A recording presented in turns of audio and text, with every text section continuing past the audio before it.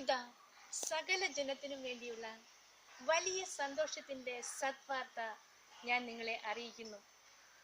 ദാവീദിന്റെ പട്ടണത്തിൽ നിങ്ങൾക്കായ ഒരു രക്ഷകൻ, കർത്താവായ ക്രിസ്തു ജനിച്ചിരിക്കുന്നു. മനുഷ്യരുടെ ഇടയിലുള്ള ദൈവ സാന്നിധ്യത്തിന്റെ ആഘോഷമാണ് ക്രിസ്മസ്. മനുഷ്യരോടൊത്ത് വസിക്കുവാനായി ദൈവം സ്വർഗത്തിൽ നിന്ന് ഇറങ്ങി വരുന്നു. നമ്മെ തേടി വരുന്ന ദൈവത്തോടൊപ്പമായിരുന്നു കൊണ്ട് അവിടുത്തെ സാന്നിധ്യത്തിൽ ജീവിക്കുക എന്നതാണ് ഓരോ മനുഷ്യന്റെയും പ്രഥമവും പ്രധാനവുമായ കടമ. പൂർവപിതാവായ അബ്രഹത്തോട് ദൈവം അരുളി ചെയ്തു, സർവശക്തനായ ദൈവമാണ് ഞാൻ, എൻ്റെ മുമ്പിൽ വ്യാപരിക്കുക, കുറ്റമറ്റവനായി ജീവിക്കുക.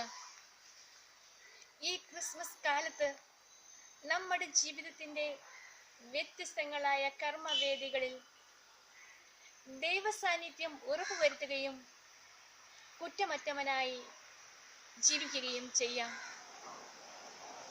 ക്രിസ്മസ് ആഘോഷിക്കുമ്പോൾ, ക്രിസ്മസിനെ കുറിച്ച് ചിന്തിക്കുമ്പോൾ നമ്മുടെ മനസ്സിൽ പുൽക്കൂട് കടന്നു വരാതിരിക്കില്ലല്ലോ.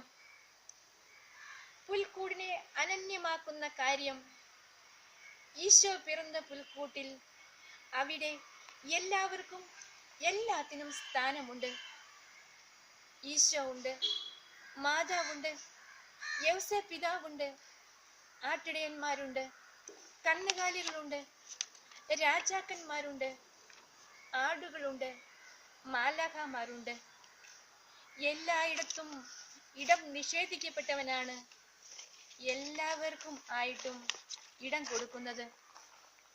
ഇക്കാര്യം ഈശോയുടെ പിറവിയിൽ മാത്രം സംഭവിച്ച കാര്യമല്ല, ഉടനീളമുള്ള ജീവിത ശൈലിയായിരുന്നു. അവന്റെ തീന്മേശയിൽ പാപികളുണ്ട്, അവന്റെ കൂട്ടുകാരിൽ പാപികളും ചുങ്കക്കാരും മുക്കുവരും ഉണ്ടായിരുന്നു.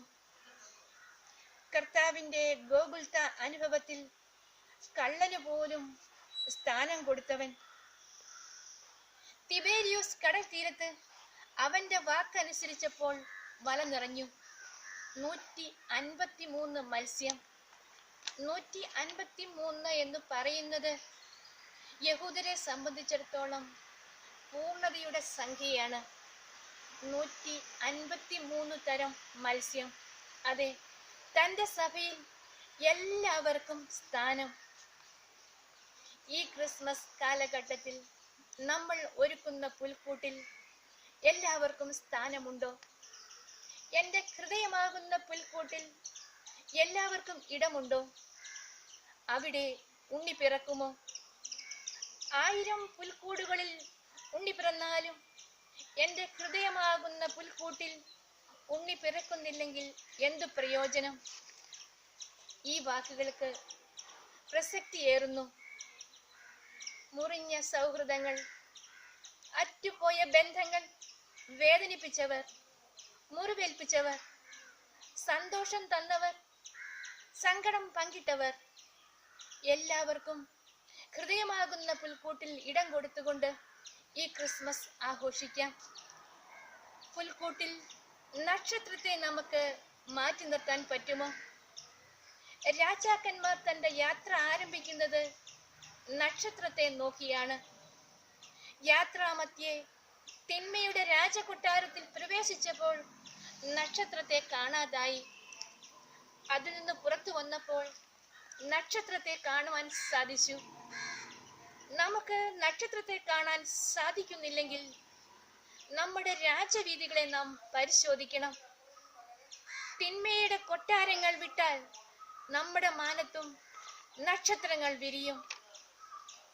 നക്ഷത്രങ്ങൾ എന്താണ് ചെയ്തത്? യേശുവിനെ കാണിച്ചു കൊടുത്തു.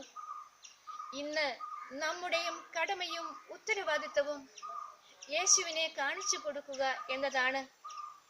യേശുവിനെ കാണിച്ചു കൊടുത്തതിനു ശേഷം നമുക്കും പറയാം, ഞങ്ങൾ പ്രയോജനമില്ലാത്ത ദാസന്മാരാണ്, കടമ നിർവഹിച്ചതേ ഉള്ളൂ. Happy Christmas.